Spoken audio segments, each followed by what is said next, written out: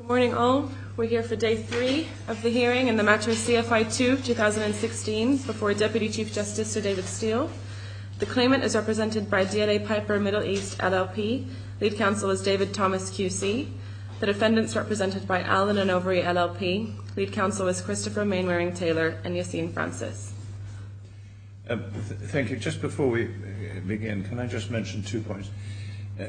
First, to remind the parties that I would like a copy of the chronology cross-reference to the bundles. I would like just a little help as to how the bundles have been put together.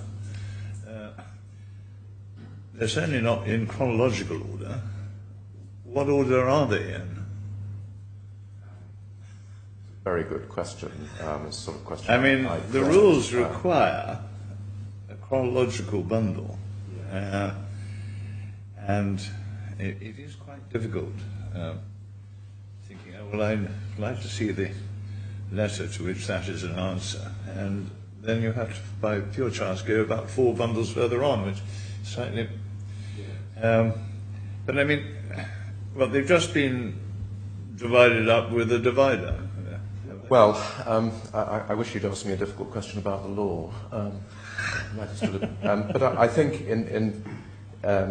it's not easy preparing a bundle. I've learned that over the years. Well, let's not waste too much time on it. It makes my life more difficult. I suppose that's the reason I'm whinging about it. I think it is contrary to the rules. The rules require a chronological bundle. I think in defence of both parties, if a bona fide attempt has been made, and some of the difficulties arise, I think, from emails. Well, I'm conscious that once you've got a stream of emails, it's very difficult to know where to put them. I understand that. And then you get the difficulty of a report that comes out on the 15th of the month, and it's sent to somebody on the 28th of the month, which is a relevant date. I've said something. It's just... Anyway, there we are. Let's move on. Now we have one more witness, is that right? Well, we don't actually. I've vindicated to my learned friends that I don't require to ask Mr. So Mr. Seymour, Mr. Sammer is not coming? He's not required, and of course we're content that his statement stands as his evidence. So where are we then? So that leaves oral closings, which, subject to Lordship's view, we would proceed with. Well, I welcome that. Thank you. I should make it plain, I'm not... shutting out to the contrary. I'm rather encouraging written submissions in due course. And before we break, I think we'll have to discuss the timing and format of that process. Timing in terms of dates, of course, and format in terms of whether it's mutual exchange with a response or it's sequential with a reply. So if the parties are agreed on a particular process, then I'm not likely to quibble with it. But we need to make sure we know where we are before we go. Thank you very much. Perhaps we can have that discussion at the end. There's been some discussion. Well, perhaps you could have a word with your opponent over the lunchtime break, and then when we... If indeed we get that far. I mean, we've had a brief word. Your Lordship indicated the main points, really, were what was required for the oral closings, and I think we were both proposing to approach it in that way. Of course. And it may be that we can wrap up by... Well, the whole purpose of this is in a sense, to allow... I'll try not to interrupt. It's in order just to absorb the basic structure of each side's case. Yes. And that's important, in a way, and more important for you than for me, so that you know what you're replying to. Yes. Yes, indeed. Anyway, let's get underway. Thank you. Right. So I'm going to look at the 3 alleged events of default in turn, and I'm going to submit, obviously, that there was no event of default under the contract. So I'll take the 31st of March 2015, the alleged failure to procure development completion by that date first. And our main point on that is that there was no default falling within clause 23.2. And the terms of that clause are important, and Your Lordship has that at Bundle 6, page 1117.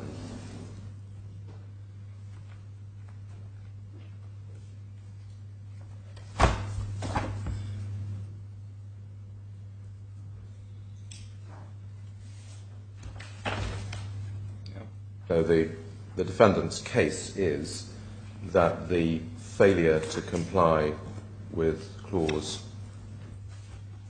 22.5a, the obligation to procure development completion by the 31st of March, that obligation, which is at 1109 of the bundle, they say that that is an event of default because it's a failure to comply with another obligation. Now, we say, well, there may very well be a failure to comply with clause 22.5a if we didn't procure completion by the 31st of March. Obviously, it didn't happen. There's a lot of detail about why that was. It may very well be that the defendant could make out a case of breach of contract. It may be, I make no admissions, there's no such case before you, but it would be open to them to allege breach of contract and try and prove it, and if they could, and prove causation and damage, then they could recover damages. But it's quite another thing to say that to fail to procure completion by that date is an event of default, because to do that, then they have to bring themselves, as they accept, within clause 23.2, and that has conditions. The event of default only if, firstly, there's non-compliance with the other obligation, secondly, if such non-compliance is capable of remedy, and thirdly, is not remedied within 15 business days of the borrower receiving notice of such failure from the lender requiring the same to be remedied.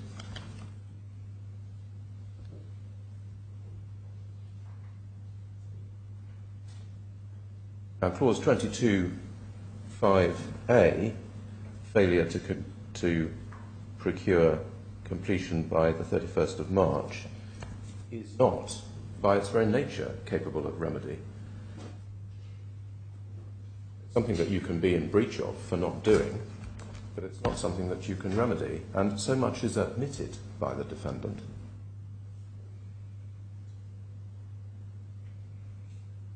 As I understood the opening submissions, it was admitted in court, but it's certainly admitted on the pleadings. If you look at Bundle 1, Divider 8, tab 150, it may not be necessary to turn it up, it's fairly short, I can read it out. As the obligation to comply with clause 22.5a of the facility agreement was required to be satisfied by the claimant by a particular date, i.e. 31st of March 2015, it was not capable of remedy before that date, as the time for performance had not arisen, or after that date, as the time for performance would have passed. So it's admitted it was not capable of remedy, and that's correct. It's conceptually outside clause 23.2. The defendant goes on to say, as well, for that reason, on the true construction of the clause, there's no notice required. But this is a blatant attempt to rewrite the clause from one that has to be, one that requires for there to be an event of default that the failure is capable of remedy. The defendant seeks to rewrite it into one that can apply if it's not capable of remedy. That is effectively an admission of the non-applicability of the clause.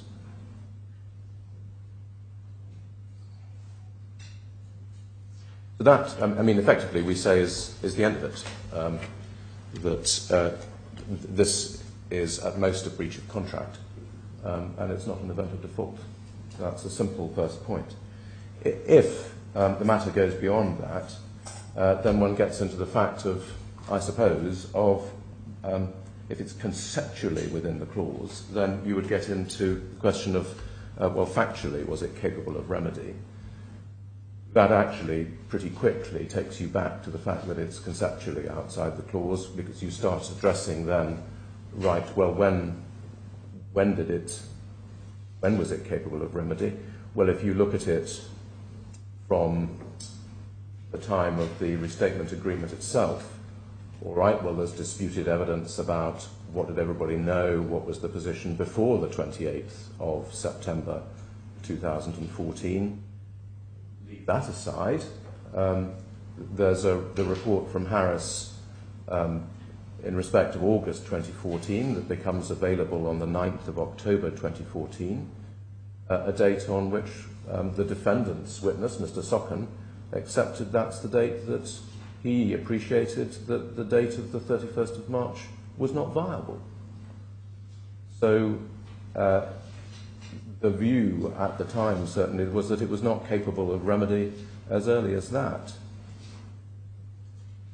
If you go to the end of the year, by the Harris reports of December and January, we're getting projected completion dates of September 2015.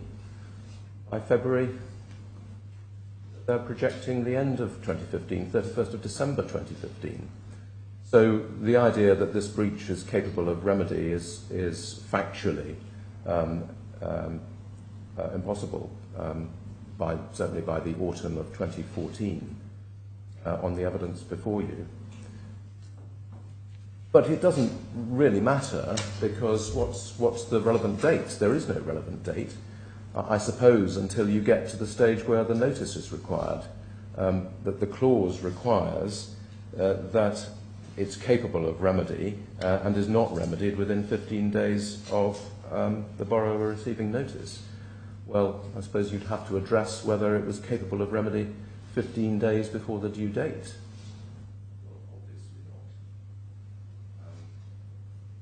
So, not capable of remedy as a concept, and so outside the clause, not capable of remedy, in fact, from a long time in advance, but it doesn't really matter what date, certainly not capable of remedy 15 days in advance.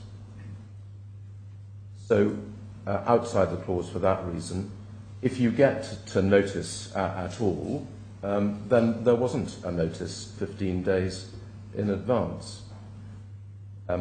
Notice, as I showed you in opening, under this contract has to be in writing. That's clause 27 at bundle 6, tab 45, page 1122. 27.1, notice must be in writing. The clause says that the notice has to be of the failure and it has to require remedy. And self-evidently, it has to be 15 days before the failure arises. As I say, there can't be a failure here, but 31st of March must be the date you focus on, and there is no notice in writing until possibly the 18th of March. There's no writing before that. None is alleged before that. And if you do look at the letter of the 18th of March, which we've looked at a number of times in the hearing, if your Lordship looks at that again, well, obviously it's in writing. It does mention the failure, but it doesn't require remedy. It just refers to it and says there'll be an event of default on the 31st of March. There's no mention of asking DAS to remedy it. So if you get as far as notice, which you don't, it's not a proper notice because it's on the 18th of March, which is only 13 days before the event, not 15. It fails for that reason, and it fails because it does not require a remedy.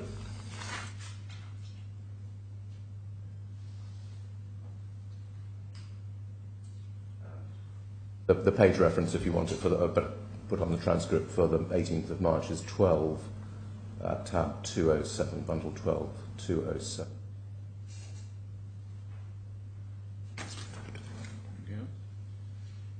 Mr. Dalkousis reminds me to remind you that it actually, I don't suggest it's more than an error, but it does actually refer to the wrong date.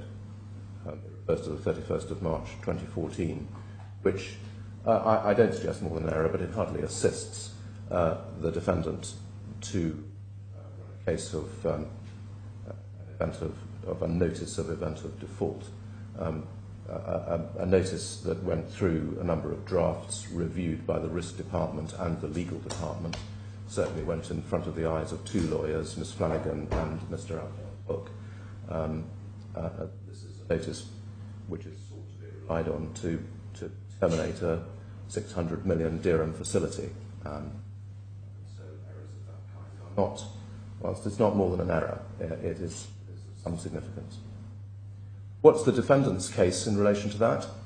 Well, it says there's no requirement for notice, as I indicated by going to their pleadings. There's no requirement for notice where the non-compliance is not capable of remedy.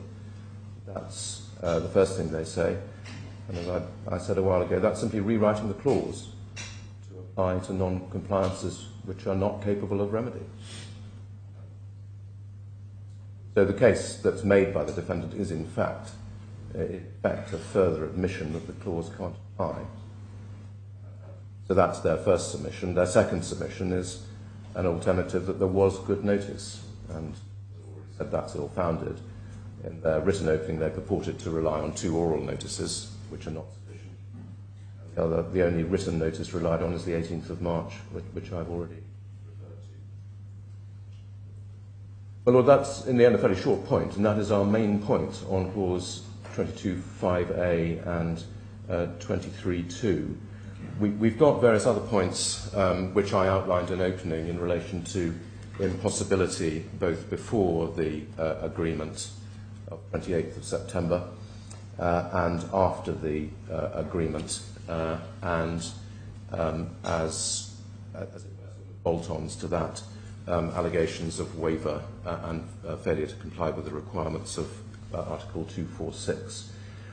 We'll develop those in writing and refer to the detail. It obviously depends on looking at the detail of the evidence both before 28th of September and afterwards, and working through the detail of the Trekkies. But I fully understand you say you don't even get there. The question is really a question of construction. One of the features of the evidence I think I will need some help on, if the question of impossibility of achieving the 31st of March is a live issue, is whether as I think I raised the point during the course of the evidence, whether the assessment of when completion would be achieved was based upon continuing performance in the manner in which the contractors were performing, or a continuing performance in the manner in which the contractors should have been performing. Yes. I think there may be a pretty massive difference. Yes, your Lordship identifies a highly pertinent point, and we'll drill into that and pick out the differences for you. In essence, I think there's a bit of both there, and that may be why your Lordship instinctively raises the question. The bit of both is there, I think, because part of the assessment that is made is based on the contractor's own programmes.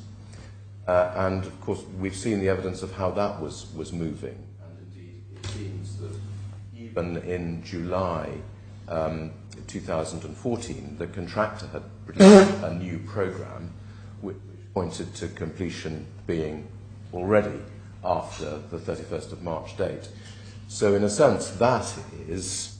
and insofar as the assessments are based on the contractor's own programmes, that's got to be based on good performance. Insofar as the assessments are then of the professionals, primarily Harris,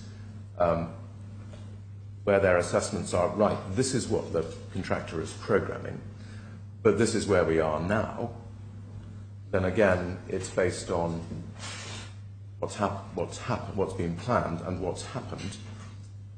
But it's right to say that there is some then, that this is all at risk, and the projection from that, if we go on like this, it is as That's why I think there's some of both in it, and we'll pick that apart for you in writing. That is, there is some detailed work to do on that.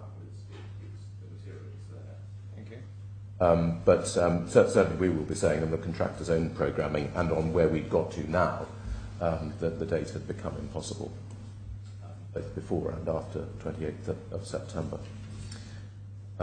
But I think that material will, and in relation to waiver,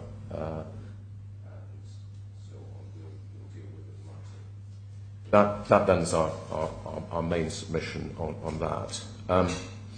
Next we come to the conditions subsequent, and I think it may be convenient just to keep firmly in mind, and one can do it again best I think from the contract in bundle 6, and it's page 1051, which conditions subsequent we are dealing with. Is 3 and only 3. 1051. I had misunderstood the defendant's written opening, and I thought they'd gone down to 1, and I was obviously wrong about that, and that's my misunderstanding, and that's fine. It was clarified in opening that the 3, day 1, page 113, it was kindly clarified that there are 3 relied on, and those are conditions subsequent 1, 2, and 4. Our case on each of those conditions is firstly that they were met.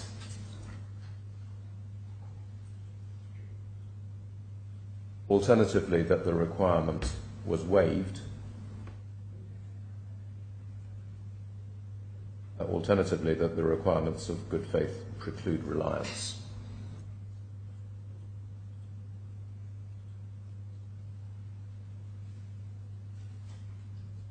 Our main point is compliance. And it is, if I then may just look at each of these 3 in turn, there is some confusion, I think, creeps into the documentation and the chronology of this, and one does just have to pick it apart a little bit. Can I take item 4 first, because I think logically in many ways it comes first. That's a copy of the construction contract as amended, the 30th of September.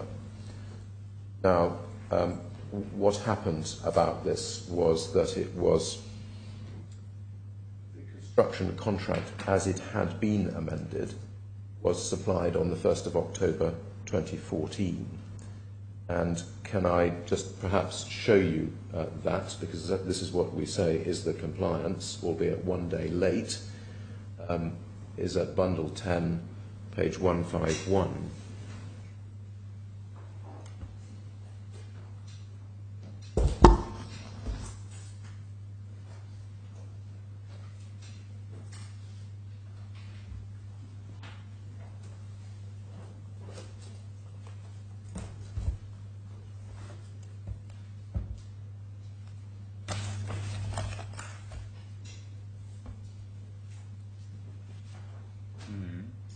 This is when Mr.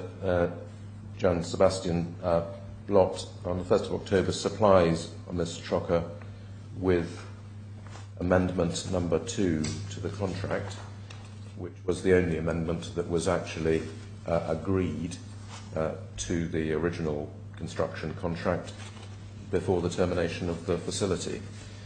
And the actual amendment is at page 2074 of the bundle. This version was only signed by one of the parties. It's subsequently signed by the other party. But at this point, it was supplied by the defendant. what happened after that, just to follow through the chronology, if you turn on to page 160. So the date of that provision is the, you say the 1st of October? That's the date of the email on the 1st of October. I'm being a bit slow, hang on. Oh, I see what you mean, yeah. 2070 is when it's being supplied. What happens is that some other documents go with it. Yes, okay. And you say at the time it was supplied, it was signed by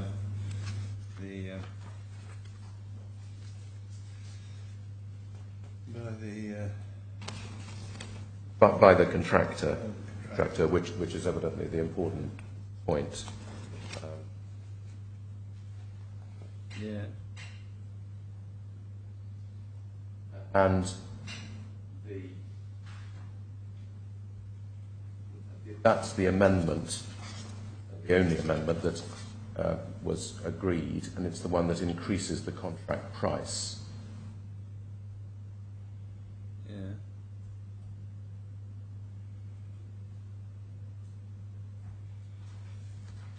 And what happens subsequently is that there are negotiations about other amendments, but there are no other amendments agreed.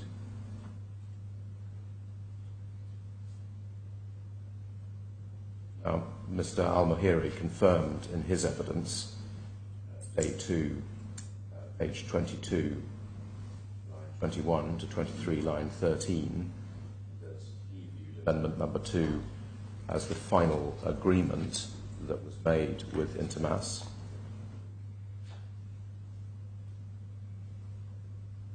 Yeah. And there's no, I think it's accepted that subsequent negotiations as to price and other amendments just didn't happen. We say, well, that doesn't in any way invalidate the binding effect of Amendment 2. That is the construction contract as amended.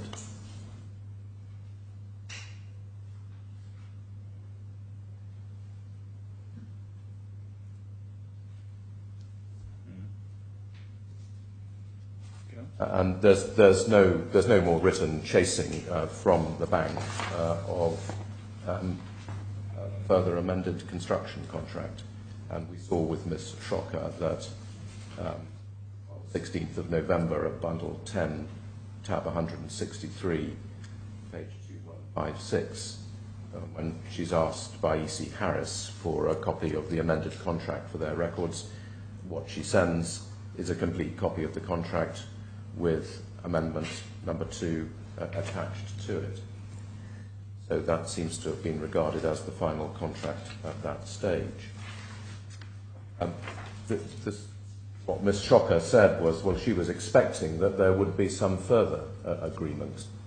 Well, that may well have been her expectation, but that can't change our obligation. The condition subsequent that was to be supplied was the construction contract as amended. You say Dash signed it at some stage. Yes, we did. And can we see that? Yes. That is if we look at the copy in tab 163. At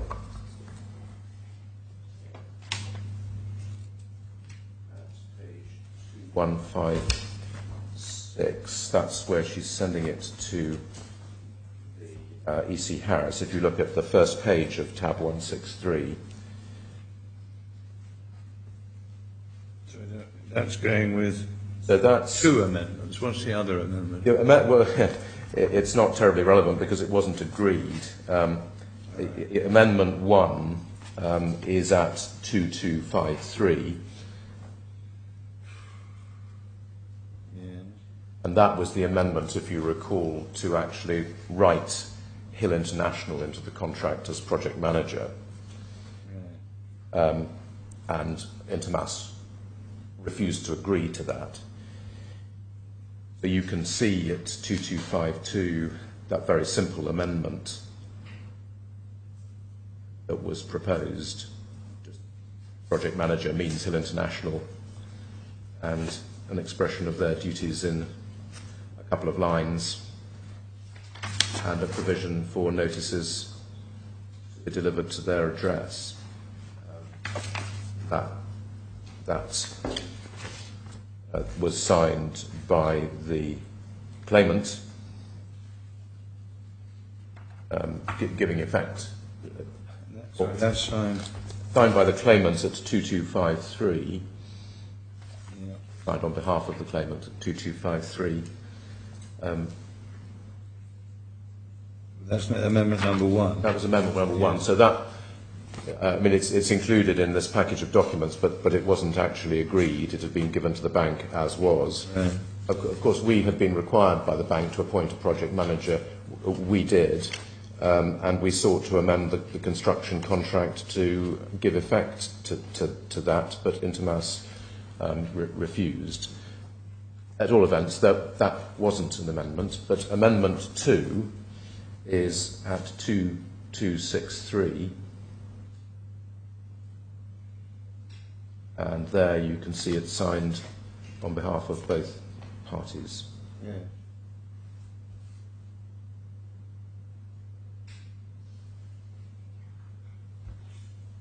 What in fairness, I can't tell you is the date on which this signed by both parties version was supplied. What I can tell you is that the version supplied by the contractor, which is the key document to get the contractor's agreement, that was supplied on the 1st of October. Our agreement to it is, as a minimum, implicit from our sending it to the bank saying, here's the amendment, we've got it signed by the other party. But it's implicit that it's agreed by both parties on the 1st of October. It's supplied, it is signed by both parties at some point before this date in November. And no complaint is ever made about the construction contract as amended being supplied. Here we see Ms. Shocker sending it to E.C. Harris for their records. Now, the case that's made against us is, well, there was some further amendments that were intended to be done. Well, that may very well be right, that it was intended to have other amendments.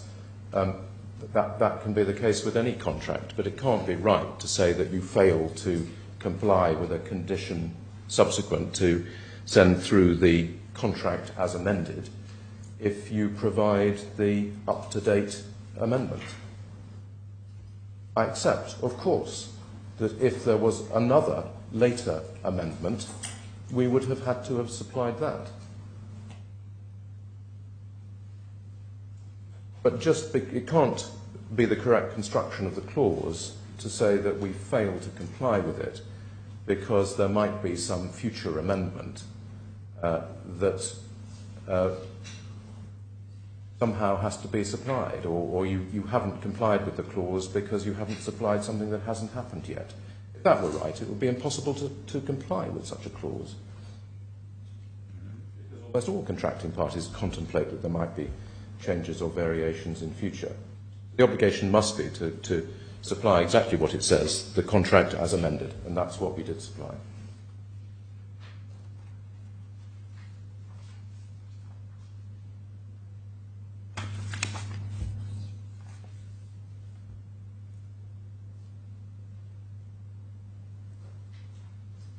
That's the first condition. Well, that's condition subsequent number 4. Yes. And we've got points on alternative points on waiver and good faith, but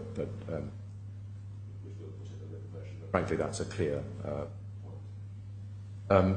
The next one is item 1. The construction contract assignment. Now, I just ask you to note the wording of that condition subsequent one. It is the construction contract assignment. It doesn't refer to any amended contract in that case, unlike condition 4, which is the construction contract as amended. Indeed, it's right to say that each of 4, 5 and 6 refer to the construction contract as amended, whereas condition subsequent 1 is the construction contract assignment, not construction contract as amended assignment. So our case on compliance is that the claimant's evidence, unchallenged evidence, is Mr. Al-Mahiri's statement at bundle 16,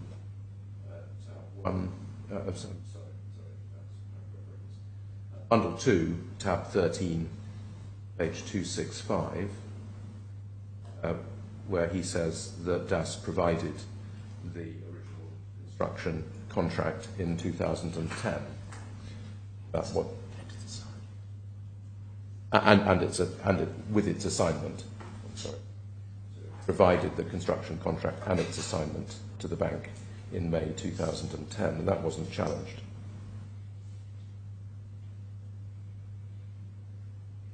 That the bank considered that it had the construction contract assignment is evidenced by the letter that I've referred to once already, and we've looked at a lot. That's the 18th of March 2015 letter. For this purpose, I'd just like to look at it again, because it's not obviously the main focus of that letter. You'll recall that this is the letter that really is at the early stages leading to the determination that eventually happens on the 21st of May. It's one of those letters asking or requiring Mr. Al-Mahiri to come to a meeting with the contractor. But if I may show it to you again, bundle 12.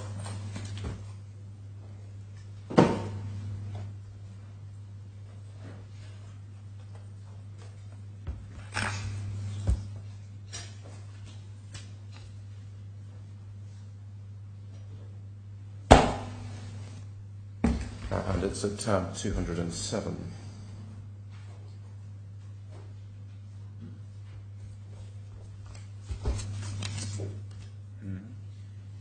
You'll recall the letter, I'm sure, because it's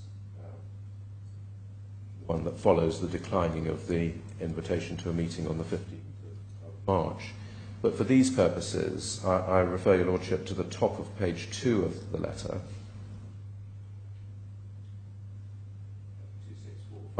2-line paragraph. Furthermore, the construction contract is assigned to NBAD under the construction contract assignment, and if this security becomes ineffective for any reason, a further breach will occur. So they're saying effectively, well, if the construction contract's terminated, that security could become ineffective. So the effect of that sentence is we've got the construction contract assignment. That's what's referred to in condition subsequent 1. That's the exact wording. They're saying they've got it, and they're saying it is effective security. They're saying it might become ineffective, and they're worried about that. But plainly, they're saying we've got it, and as of today, it is effective security.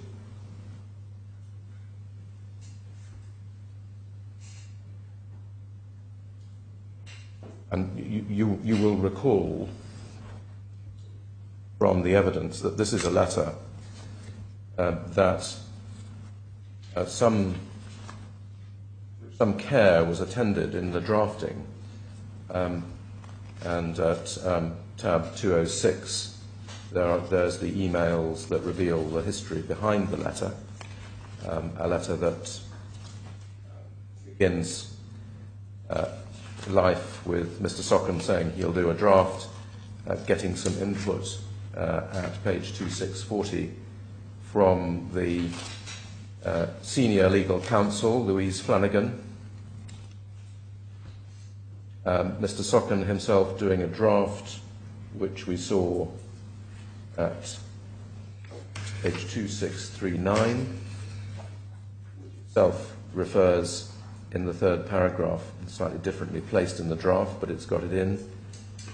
Construction contract is assigned to the bank. And we know that that letter was also reviewed by Mr. Sama Abdul Haq, the Group General Counsel. So a letter reviewed by the Risk Department. Mr. Socken does the draft, says that we've got the construction contract assignment, it's good security, it's reviewed by a senior lawyer and the Group General Counsel.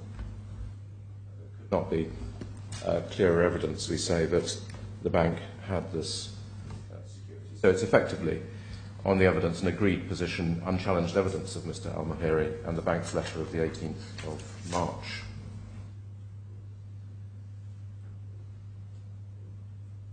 So again, simple position on that, but I deal with an alternative case in case this is what is being said.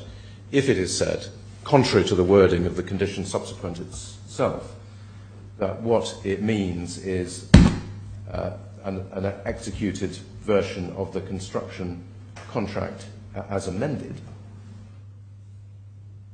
even if it says that, our submission is that there was no failure to comply.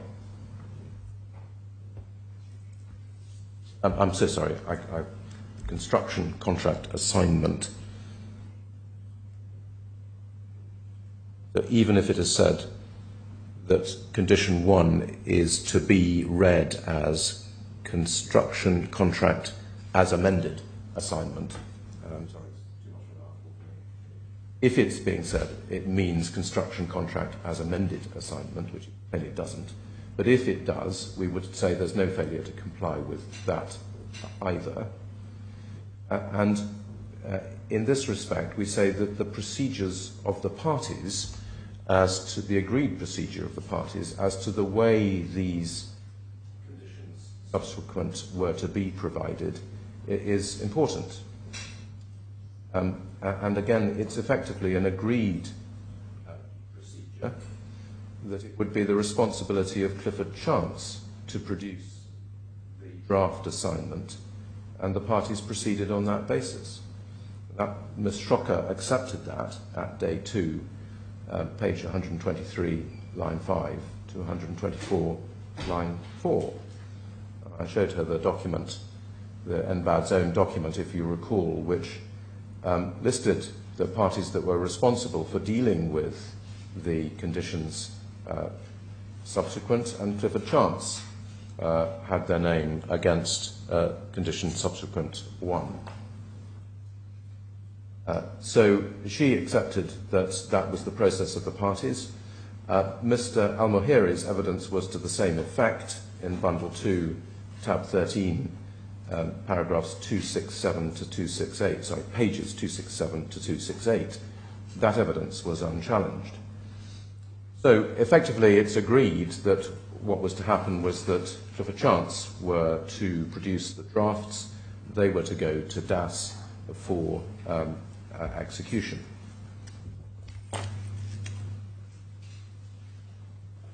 Now, there's a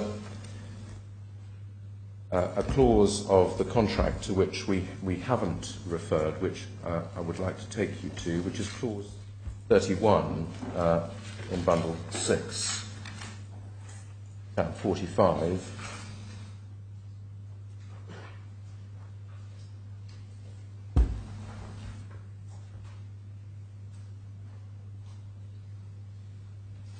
And what we have looked at is clause 30 at the bottom of 1123, but clause 31(1) is also significant. On page 1124, amendments and waivers, required consents. Any term of the finance documents may be amended or waived only with the consent of all parties. And we say that what has happened here is a consent within clause 31, the parties have agreed the process for the provision of the conditions subsequent, and in this particular one, they have indeed agreed that they would be dealt with. It would be dealt with by Clifford Chance.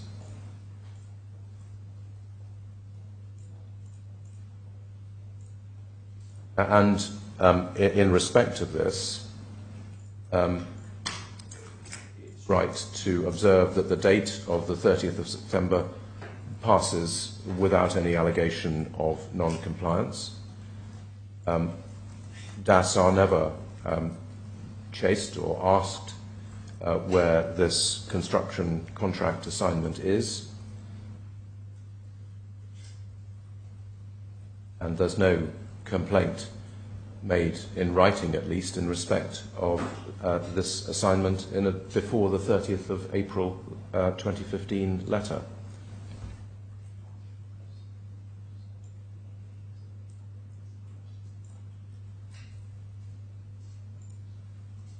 Now, that may be because, as Ms. Shocker said, she was waiting for an amendment of the contract. But that, again, can't mean that we're in breach of our obligation. That may be her understanding. What she also confirmed was she did not at any stage instruct Clifford Chance to draft the assignment. Day 2, page 132, line 16 to 133, 11.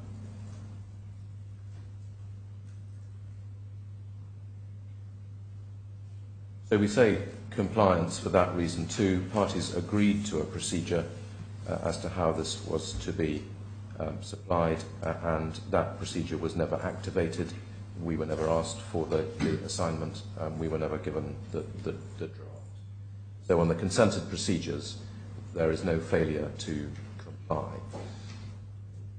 I do say, though, that history, in fact, takes you back to our primary point, because it's really evidence that the clause means what it says, and the construction contract assignment is referring to the assignment of the original contract.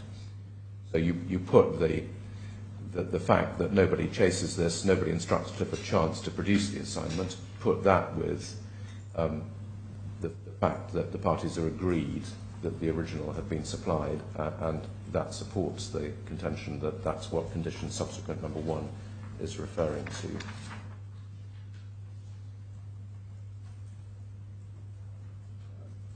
Alternatively, we would say essentially the same facts indicate a waiver of any obligation to supply this condition subsequent if it is indeed the construction contract as amended assignment. So we'll write out how it would analyse as a waiver, but it's effectively the same facts adding up to a different legal analysis.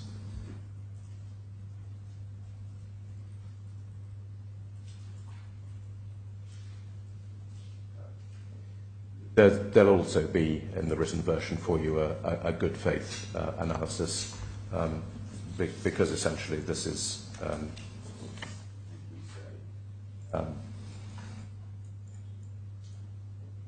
really after the event attempt to rely on conditions subsequent that were not in issue at the time, and were not. The good faith essentially will rely on the same factual story. The addition to it will be that the conditions subsequent were not any motivation for the termination on the 21st of May. There's no concern if we see the documents, and of course we'll go through it in detail in writing, that there is no concern in the run-up to the termination from the bank about a lack of security from a lack of any of these 3 documents. They start off by letting the 30th of September date go by, and they let it go by for months and months. And the story is, as I've indicated, for the 2 documents we've dealt with so far, and we'll look at the 3rd. But the good faith case will be, really, you only started alleging, you really only alleged in any substantive way, in any particularized way, a failure to comply with the conditions subsequent on the 30th of April 2015. That's the first time you see particular conditions subsequent relied upon. It's right to say there's the disputed evidence about the meeting of the 23rd of February 2015, where the defendant's witnesses say that conditions subsequent were referred to. They do not identify particular conditions subsequent.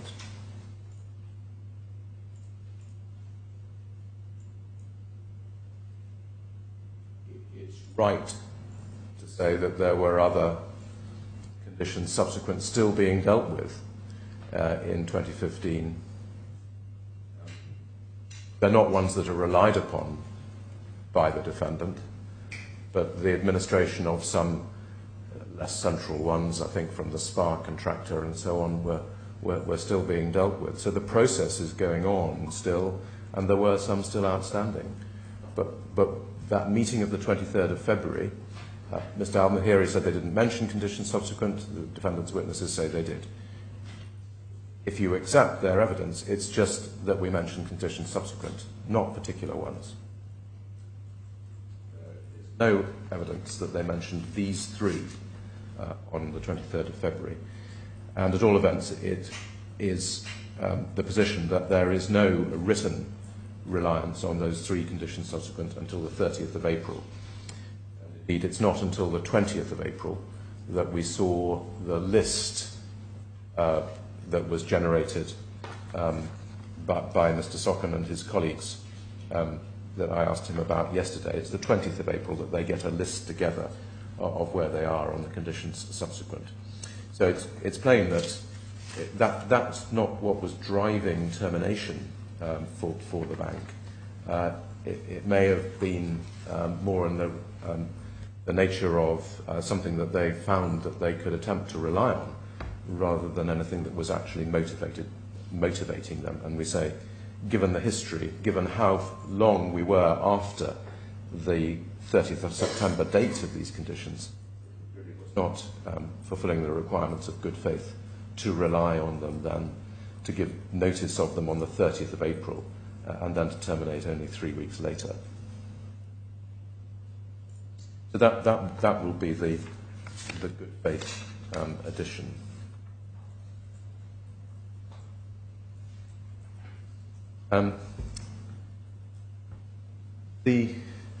That leaves one more condition subsequent, the original of the contractor's insurances assignment.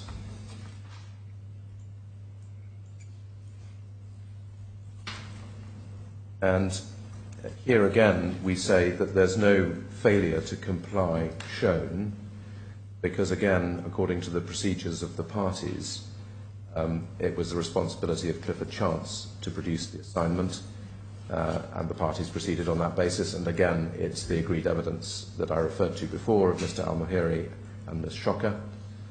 No draft is ever supplied, and we are never once asked for this after the 30th of September.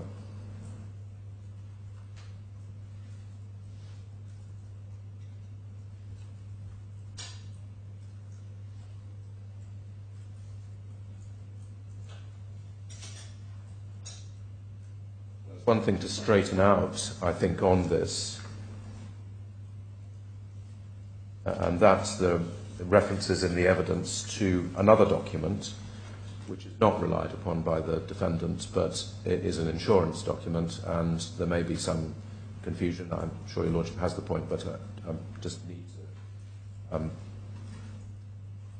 look at this. What there is a chasing up on the 26th of October by Ms. Shocker of the contractor's insurance with NBAD named as sole loss payee. And that happens on the 26th of October, as I say, and that's Bundle 10, if we may just remind ourselves, Bundle 10, tab 160.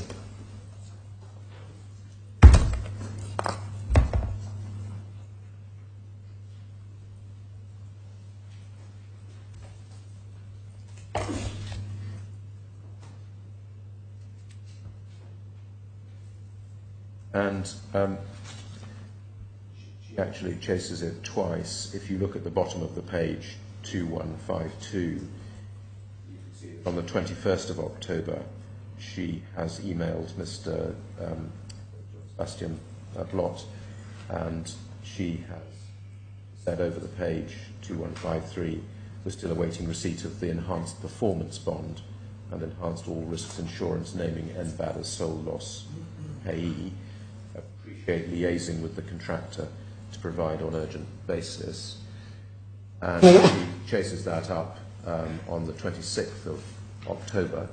But please note that is not condition subsequent that is relied upon by the defendant. The enhanced all risks insurance with NBAD as sole loss payee is condition subsequent 6. So that's a different one. In fact, it's not surprising that it's not relied upon by the defendant, because as we saw, and remind ourselves of the story, what happens is that Ms. Schrocker takes this up directly with the contractor at page 2159 of the bundle behind tab 163.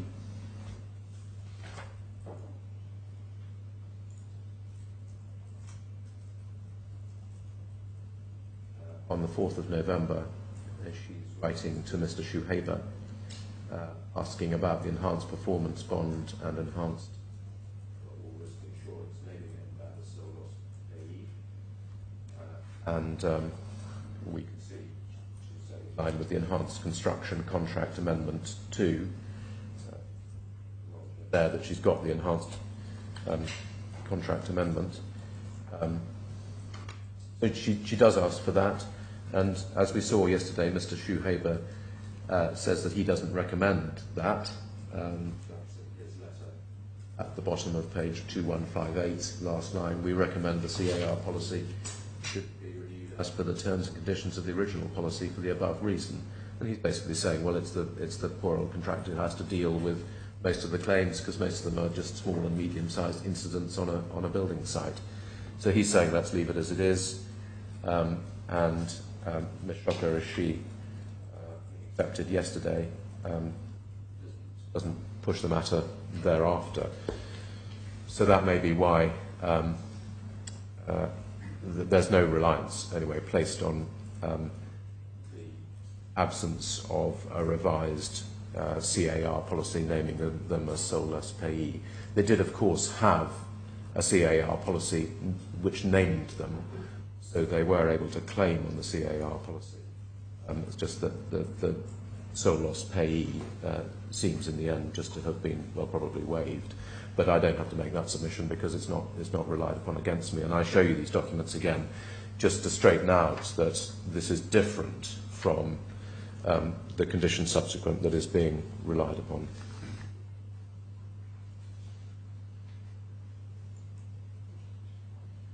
So, again, we say in relation to this one, there's no failure to comply. It was for Clifford Chance to send us, under the procedures of the party, a draft. They never did. It's agreed they were never instructed to, and we were never asked for this. And there's no complaint about it until the 30th of April. Alternatively, we'll make the waiver and good faith points in the same way as I've outlined previously.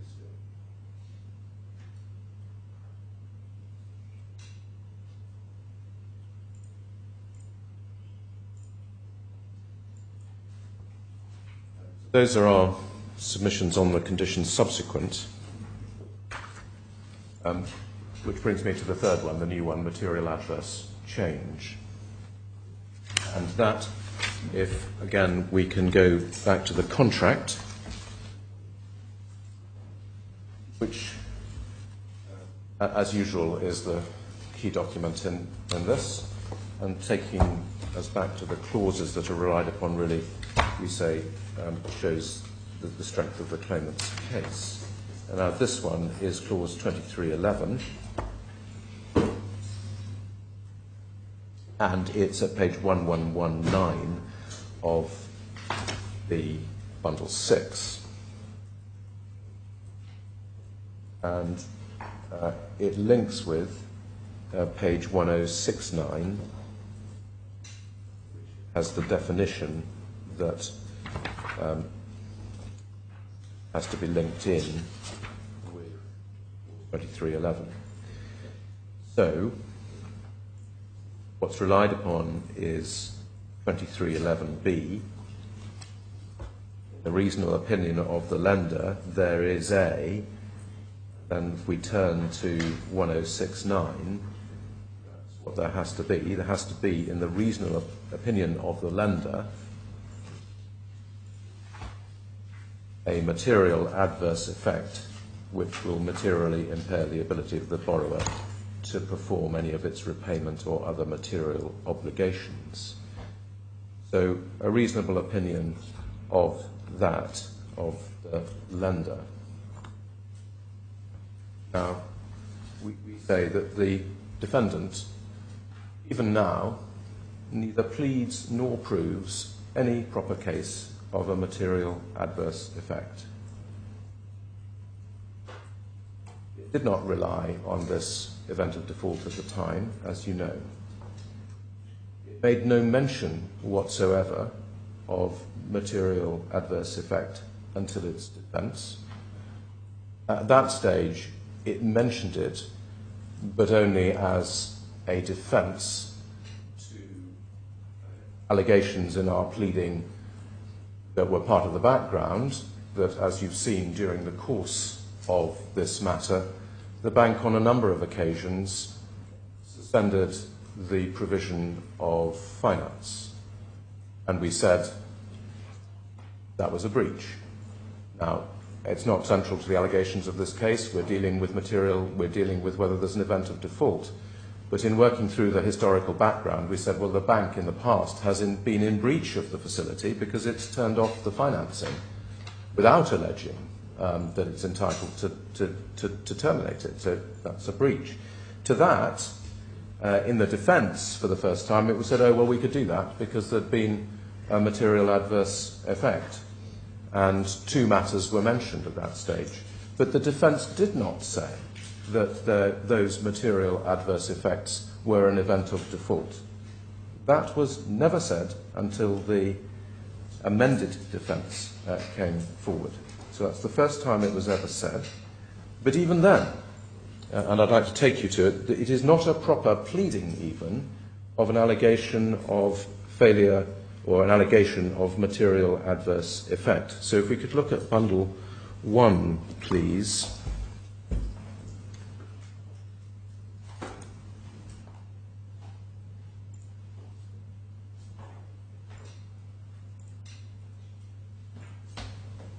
And if I could take you to the amended defence.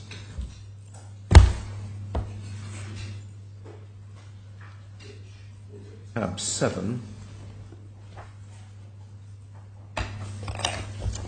And the relevant allegations were brought in at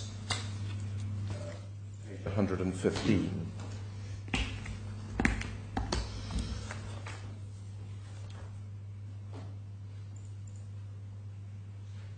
And you will see that they say the defendant refers to and relies on clause 2311, which provides material adverse change shall be an event of default as follows. Quote the clause. And then, 61.2, we just get this. Each of the following events, individually or together, amounted to an event of default pursuant to clause 2311 of the facility agreement. And then we get 6 events set out. And then it's 61.3 effectively repeats it. The events entitled the defendant to exercise its acceleration rights. Well, events do not entitle them to accelerate the loan agreement. What might entitle them is the formation of a reasonable opinion that particular events, have a material adverse effect. So there is not even a proper pleading of an event of default. And this is no mere technical point. It's a point of substance, and I'd like to just illustrate that by reference to an authority from another jurisdiction. I know that this court does on occasion have some regard to decisions from other jurisdictions, and I'd like just briefly to refer to a judgment of the Privy Council in Cukurova Finance Limited, which was a decision of the Privy Council board in January 2013. And I just look at this for the principles and the approach and the reasons of fairness for why a proper pleading is necessary. I should say this judgment is not in the authorities bundle, and we'll of course supply a whole punched version for you, but I think a version has just been handed up.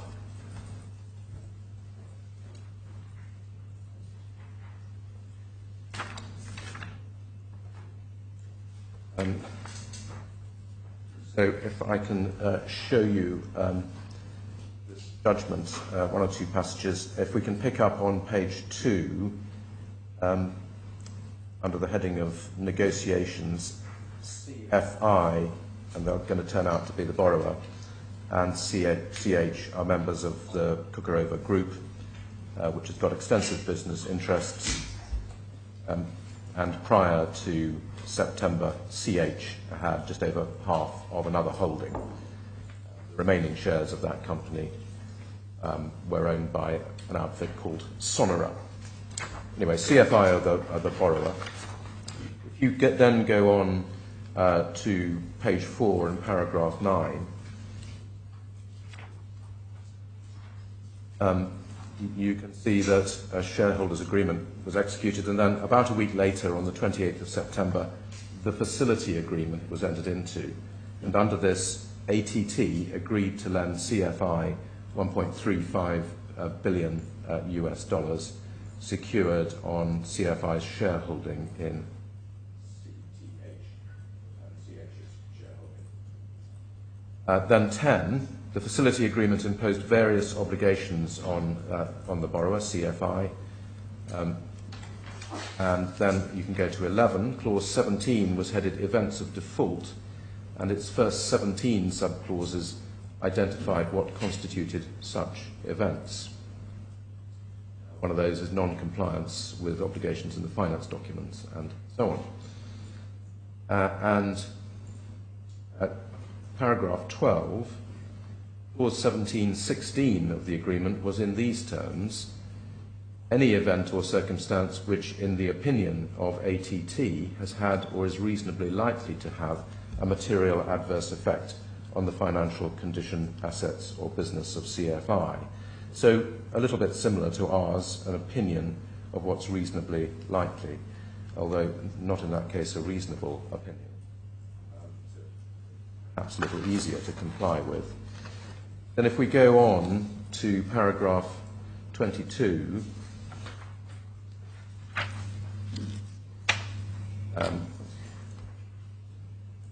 the 26th of January, there was a press release about an arbitration award that had occurred, which required the transfer of CH shares to Sonora. So that was CFI, the borrower's associated company, as it were, by award of arbitrators, apparently losing some of the shares and so some of the security going. On 16th of April, then, paragraph 23, without any prior indication that any of the matters complained of were of concern to ATT, its solicitors sent to CFI with a copy to CH a letter identifying 16 alleged events of default under clause 17 and demanding immediate payment of $1.352 billion. The letter was signed by Mr. Nazarian, whom the judge described as the sole de jure director of AT&T. On the same day, ATT formally requested to be registered as the owners of the charged shares. Then, if we can go on to page 10, we'll see there's some observations of the board about clause 17.6. Paragraph 43, the first alleged event of default arises under clause 17.16, namely there had been an event or circumstance which in the opinion of ATT had or was reasonably likely to have a material adverse effect. ATT's case, as advanced in the letter of 16th April and as maintained throughout these proceedings, was that the award, as described in the press release issued by Sonora, was clearly such an event. To quote the words used in the letter, while there can be no prospect of CH being able to close the alleged agreement as reportedly required by the award, the likely consequence will be that the award of specific performance will be replaced by a significant damages award. Accordingly, continued ATT's letter, in our opinion, this is likely to have a material adverse effect on the financial condition of CH and or other members of the group. It was and is common ground that in order to satisfy clause 17.16, an event need not objectively have such an adverse effect. All that is required is that ATT believes that it has such an effect. It's also common ground that the belief has to be both honest and rational. And then, if I can take you to paragraph 54 on the next page. 54 and 55 are really the significant points. We say, turning now to the central issue, namely whether ATT established that it had formed the requisite opinion.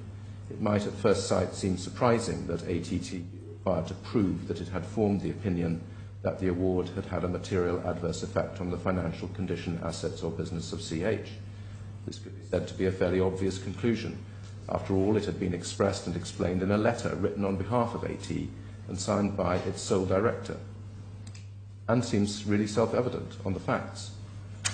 While those points undoubtedly would have made it very difficult indeed to challenge the rationality or honesty of the opinion, it did not meet the point that there must be some admissible evidence at the trial to show that the board of ATT had formed the opinion described in clause 17.16. The clause virtually entitles one contractual party, ATT, to be judge in its own cause on the issue of whether the clause is satisfied, and if it is so satisfied, has a potentially drastic effect on the economic position of the other contractual parties. Accordingly, it's only right that the court has to be convinced by admissible evidence that ATT did in fact form the requisite opinion, as well as being convinced that that opinion was honest and rational. So we do place some reliance on this, albeit from a different jurisdiction as to the approach, an approach of general fairness as to clauses such as this. And this is a clause which, if operated, does have a potentially drastic effect on the position of the counterparty to the loan agreement, the claimant in this case. It does have that effect, and it's right, therefore, that the claimant, and indeed the court, should have the benefit of a properly, care should be taken to properly plead the case and prove the case. And if that's not done, then the event of default is not made out. Now, in our case, we do not know, we do not have a pleaded case of whose opinion is relied upon, when it was formed. In fact, we don't even have a case, we don't have a pleaded case that there was an opinion. What there should be, if this was to be relied upon, albeit by late amendment, was a pleaded case that we formed this opinion by this person who had the authority to form it on this date, and it was reasonable for these reasons. Nothing of that sort has been put forward, neither in the pleadings nor indeed in the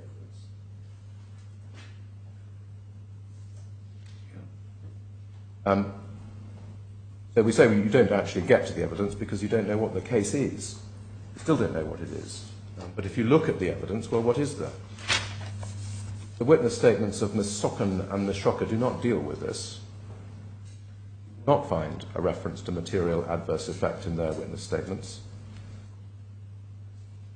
But Mr. Sama does make mention of it.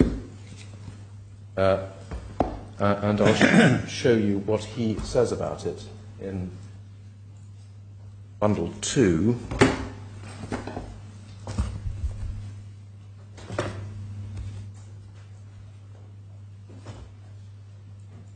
His statement is at tab 18. And his statement, which stands, of course, it's largely a recitation of documents, but there is mention of material adverse effect at paragraph 57 on page 391.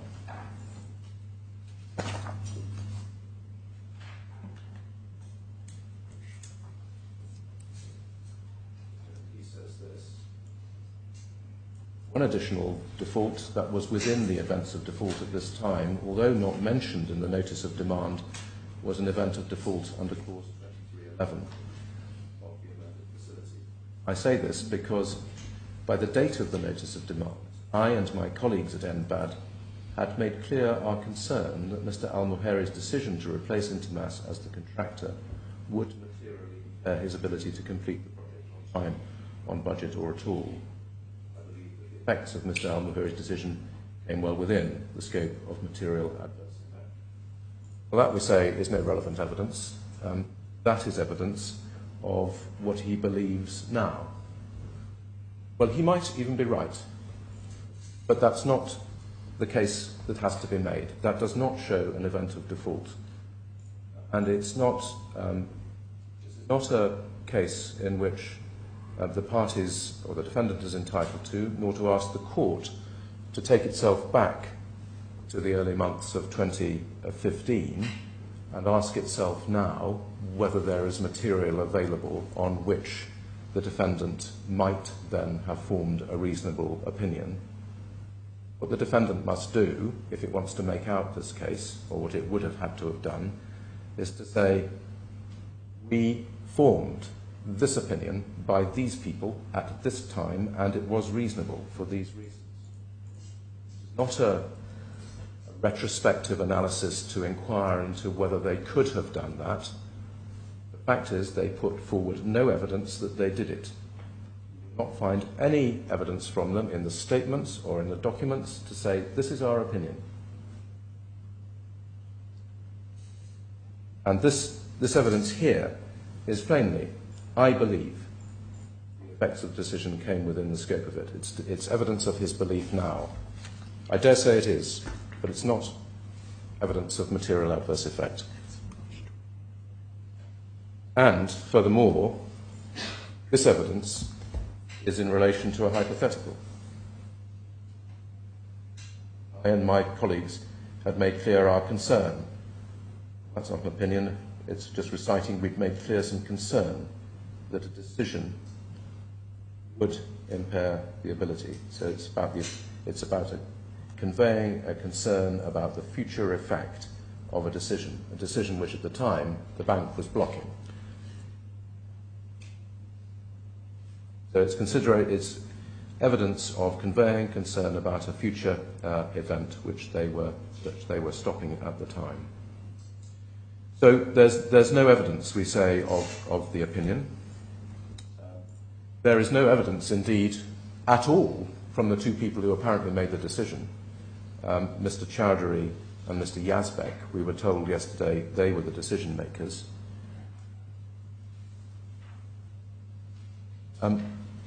There is no evidence of consideration of the decision itself from the RMC. It's right to say that there is there are two RMC documents that deal with this project. One, of course, is the decision to grant the enhanced loan on the 27th of May 2014. And the other is the document that Mr. Socken was taken to in re-examination yesterday.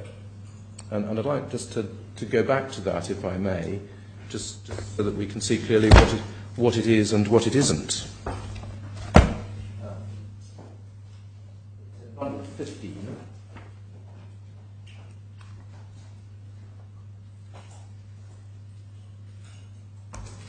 at tab 291.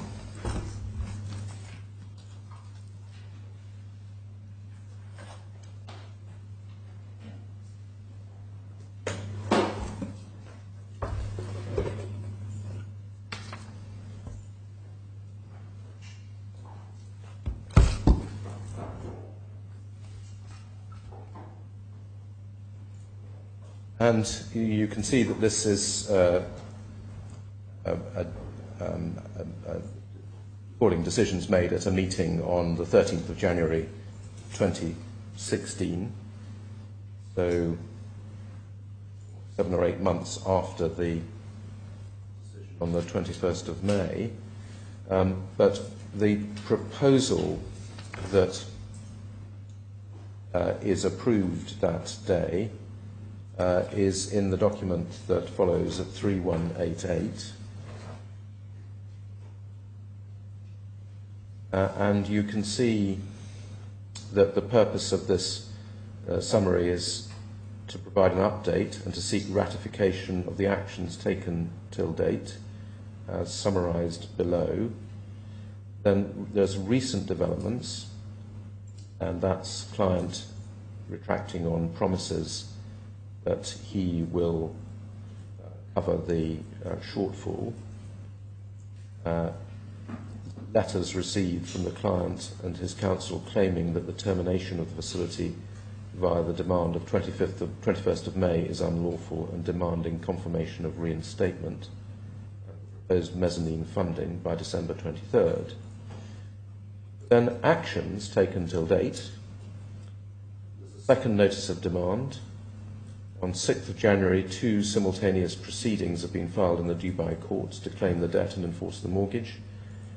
The risk rating has been downgraded, and the default rate to be charged on the system with effect from 21st of May is this. So then the comment and recommendation, ratification of the aforementioned actions.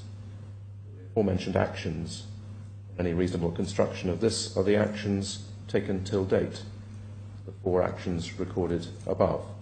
So that goes back to the second notice of demand. It does not go back to the first notice of demand on the 21st of May. It does seem a bit surprising that the 21st of May demand did not go before the Risk Committee, but it appears that it didn't. We asked for disclosure of Risk Committee documents. The only ones that have been disclosed that have any relevance, there are some disclosed from 2012 and before that are not relevant for the issues you're deciding, but the only ones we've got are the ones on the 27th of May and this one on the 13th of January 2016. So we know this matter didn't go to the risk. Well, we were told there was a search done and there were none others relevant. So it didn't go to the Risk Committee. So where are we left? We've got no evidence from the people who made the decision. We can't see their delegated authorities. We don't know anything about the opinion that they formed or how, or whether they got advice about it. And it seems that it didn't go to the Risk Committee, even though we saw a document indicating that that loans above 30 million were actions in respect to them were supposed to go to the Risk Committee, as indeed Mr. Socken acknowledged.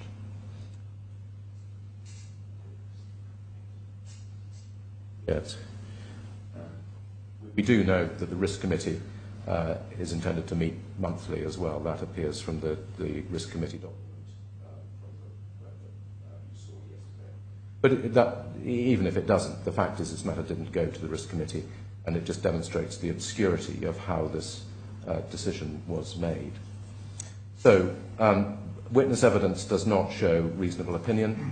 The making of the decision is obscure, no evidence from the decision makers. There's also no evidence in the contemporaneous documents showing the formation of an opinion, reasonable or otherwise, in relation to the 6 events relied upon. So what you might expect to see is a list of the events and some consideration of them and a drawing of conclusions. We do see interestingly, that list of the conditions subsequent drawn together on the 20th of April. Well, there's nothing like that in relation to the material adverse effect that's now relied upon. You've seen the contemporaneous documents, you just don't find material adverse effect considered there in terms of an event of default. That contemporaneously at all. So we can't see it, we've had no chance to test it. And there was no oral evidence either about, expressly about material adverse effect. So essentially we say about this that the case simply has not been properly pleaded and has not been made out. We'll have additional points in our written closings about want of good faith under 246, waiver, and disproportionate harm under 106. But that's the main point, that there is no proper case under the contract. Those are going to be the main points of my submissions, my Lord. Extremely helpful. Can I just tidy my mind up a little bit? You've never looked at the preliminary issues, which is why I'm here, which is slightly surprising. Yes. Could you just draw my attention to them, please? Yes. They're in various places. I did actually, or we put them in our written opening, so that's where I. Right. Okay. That may not be the official place, but. If somebody could give me a cross-reference to the bundle of pleadings, I assume it's in there somewhere. That's being found as we speak. But let's start with your. So if you look at page 11 of our written opening. Thank you very much. Now, so in effect there are subordinate questions to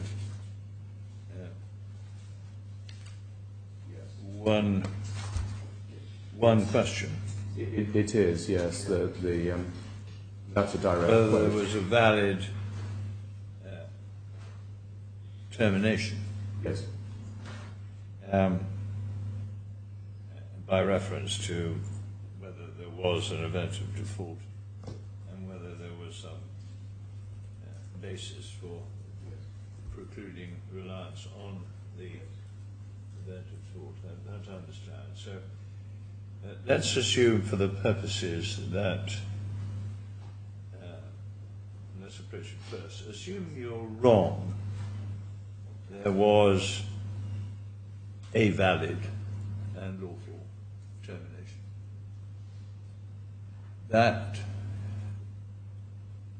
What's the outcome of that? Are these proceedings over, or are there some other matters to determine? I just, out of abundance of caution, better reserve my position. I think the intent of these issues was that this. I mean, the whole point of plenary issues is to try and, at least one way, bring the thing to a stop. I don't mean to be difficult, and I don't think there's anything about this. The whole intention was that if we are right, the matter goes on to deal with causation and quantum, right. and if we lose, that's the end of it. But I would just lose. Well, I'm not holding you to that, but it looks as if probably the things come to a grinding halt if you lose. If you win, as you say, there is the claim for damages. Yes. And it struck me that there is quite a significant overlap between the material that's relevant to a claim for damages and your case on bad faith, in the sense that, well, let me think aloud a moment.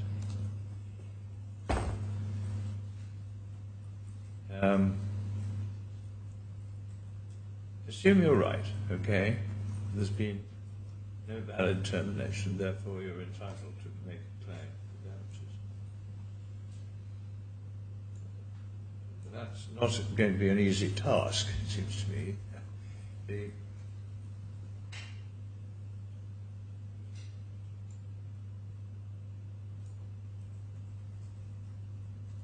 The question will involve considering what would have happened, I suppose, if the facility had not been terminated. And my recollection, maybe this is wrong, is that there was some further funds to be drawn down on the existing facility. Yes. But at least I'm not only making this as a generalization, some difficulty as to where further funds might come from if the cost of finishing the construction was going to be greater than the amount of money available. And your bad faith case involves embarking to some extent on a comparison between how the land looked from the point of view of the bank if the loan continued, and how the land looked from your point of view if the loan did not continue. So I think my anxiety at the moment is slightly touches on the question of whether I'm going to put my flat feet into, assume you win, flat feet into one of the really more difficult aspects of the damages claim. Anyway, it does seem to me, and I think all I really want is an answer, a yes or no answer. Am I, in a sense, identifying a potential problem or not? Anyway, potential, but it needs a bit of thought. I have to tell you. I think potential, not actual. Yeah. I mean, potential for a number of reasons. Of course, we'll say you won't need to go into bad faith. Secondly, if you do... Well, it may be... It's a point I would like you to bear in mind in writing your submissions. Well, because for the moment, and I've no idea what the right answer, but just assume you win. I think there are some potential... Oh, of course, it depends why you win, I suppose, to some extent. But anyway, let's just bear that in mind, will you? Yes, I will. Yeah. I will. Now, as you rightly said, your submission is that the terms of the default provisions really don't work for a failure to complete by the 31st of March. I understand the way you put that.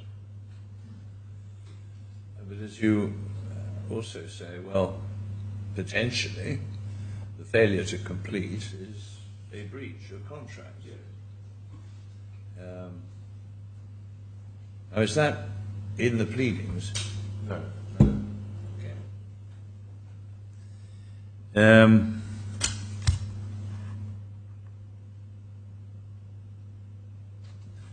Thank you. Thank you very much. Right, are you both having a go, or just one of you? No, Your Honour. All right.